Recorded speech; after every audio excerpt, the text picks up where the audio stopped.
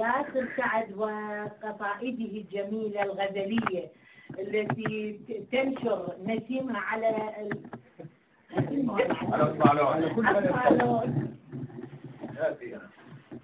طلعش فاطمة، طلع فيني أنا هون.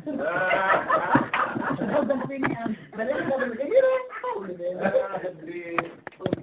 بين الرسول الأعظم بعدين إذا بيجيني دور برجع بقول مش هحاول يعني. غزل يعني أفضل.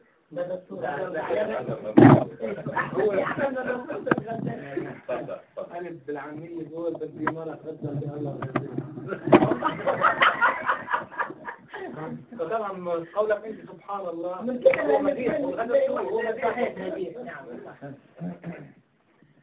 تلألأ المجد في عينيك وانطلق، تلألأ المجد في عينيك وانطلق، ومن بهائك فجر الأمة انبثق، لولاك أنت رسول الله ما برحت غياهب الذل تهمي فوقنا غسقا.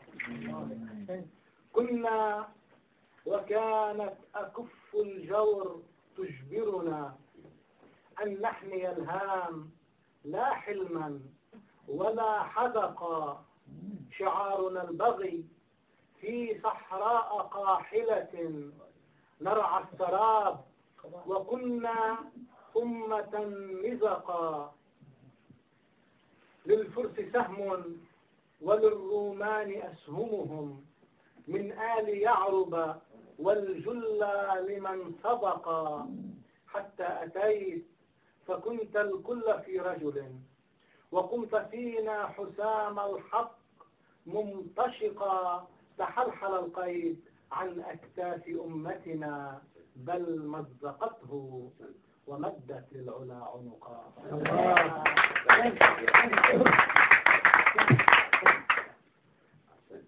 يا سيد الخلق، يا